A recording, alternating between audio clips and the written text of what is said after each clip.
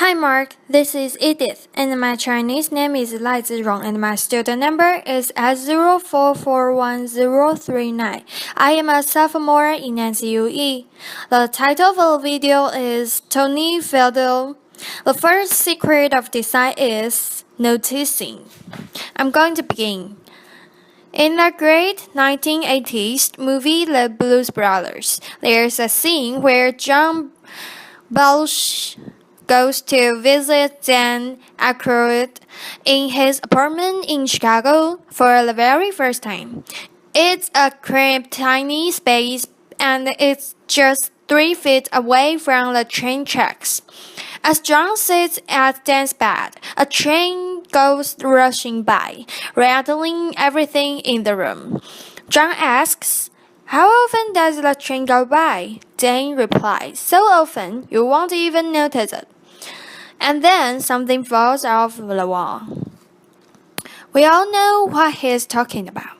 As human beings, we get used to everyday things really fast. As a product designer, it's my job to see those everyday things, to feel them, and try to improve upon them. For example, see this piece of fruit? See this little sticker?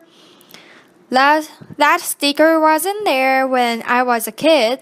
But somewhere as the years passed, someone had a bright idea to put that sticker on the fruit. Why? So it could be easier for us to check out at the grocery counter. Well, that's great. We can get in and out of the store quickly.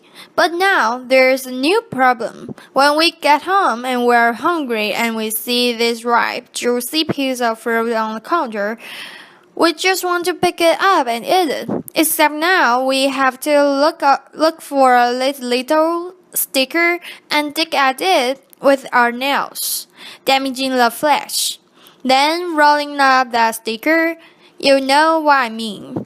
And then trying to pick it off your fingers. Applause. It's not fun, not at all. But something interesting happened. See, the first time you did it, you probably felt those feelings. You just wanted to eat a piece of fruit. You felt upset. You just wanted to dive in. By the tenth time, you started to become less upset, and you just started peeling the label off. By the 100th time, at least for me, I became numb to it. I simply pick up a piece of fruit, dug at it with my nails, tried to pick it off, and then wondered, was there another sticker? So why is that? Why do we get used to everyday things? Well, as being human beings, we have limited brain power. And so our brains encode everyday things we do into habits so we can free up space for learn new things. It's a process called habituation, and it's one of the most basic ways as humans we learn. Now, habituation isn't always bad. Remember learning to drive? I sure do. Your hands clenched at 10 and 2 at the wheel, looking at every single object out there, the cars, the lights, the pedestrians. It's a nerve-wracking experience. So much so that I couldn't even talk to anyone else in the car, and I couldn't even listen to music. But then something interesting happened. As the weeks went by, driving became easier and easier. You habituated it. It started to become fun and second nature, and then you could talk to your friends again and listen to music.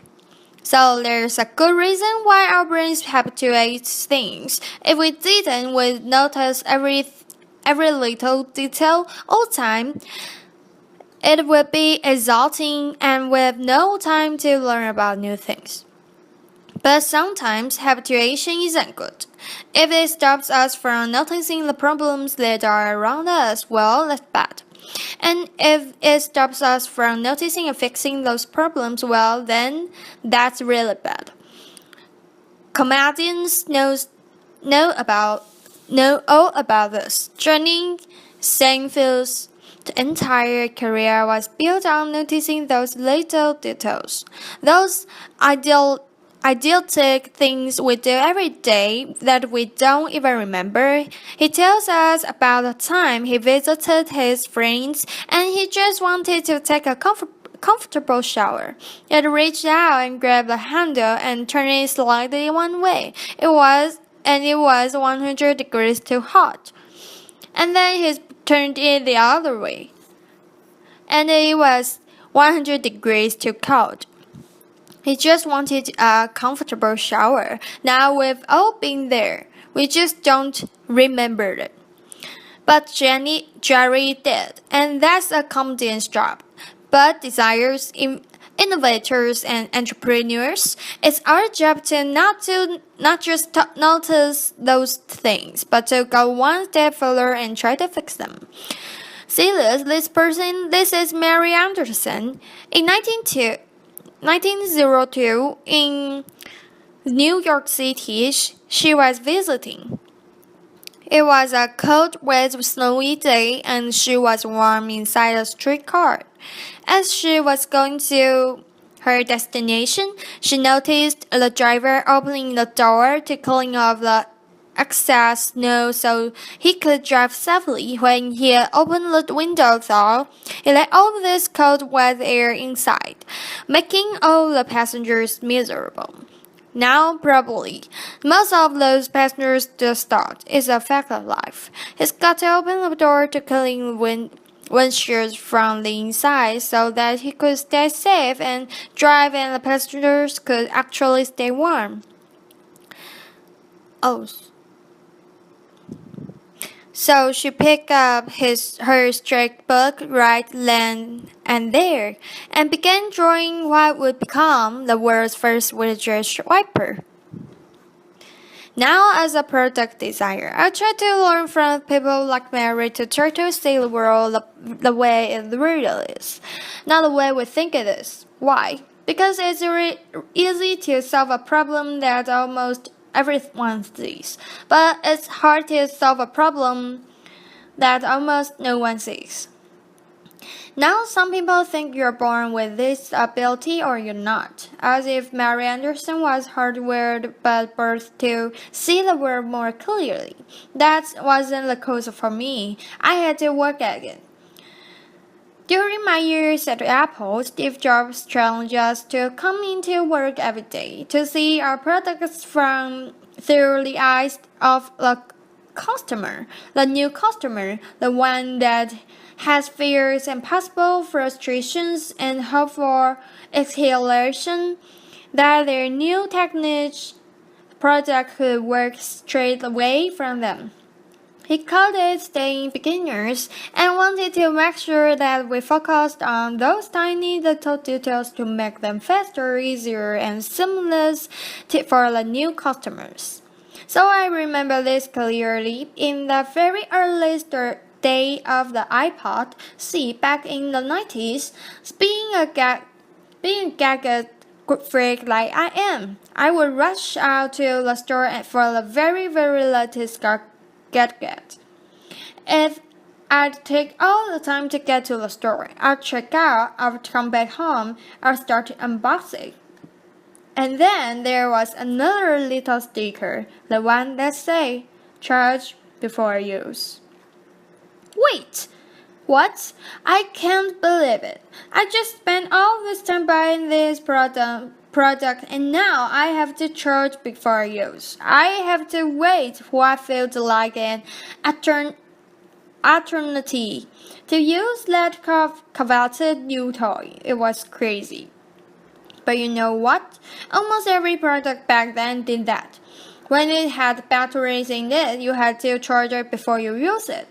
Well, Steve noticed that and he said, we are not going to let that happen to our product. So what do we do? Typically, when you have a product that has a hard drive in it, you run it for about 30 minutes in the factory to make sure that hard drive's going to be working years later for the customer after they pull it out of the box. What do we do instead? We ran that product for over 2 hours. Why? Well, first off, we could make a higher quality product, be easy to test, and make sure it was great for the customer. But most importantly, the battery came fully charged right out of the box, ready to use. So that customer, with all that inspiration, could just start using the product. It was great and it worked. People like it. Today, almost every product that you get that's battery powered comes out of the box fully charged, even if it doesn't have a hard drive. But back then, we noticed that detail and we fixed them. And now everyone else does that as well. No more charge before use. So, why am I telling you this? Well, it's seeing the invisible problem, not just the obvious problem.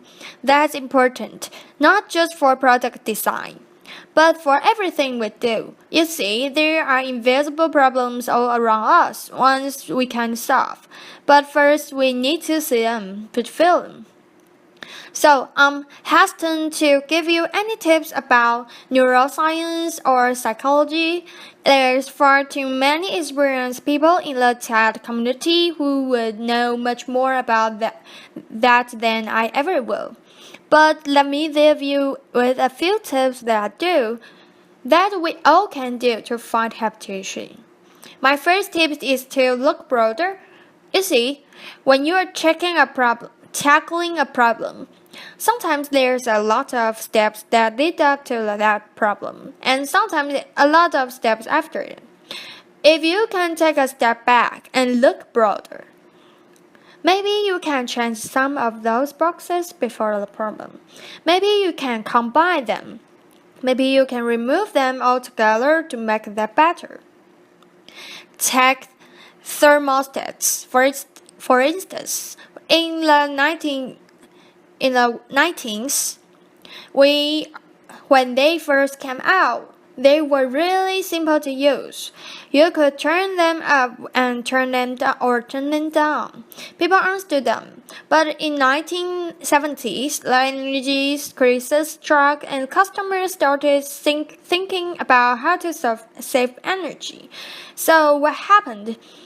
Thermostat designers decided to add a new step. Instead of just turning up and down, you now have to program it.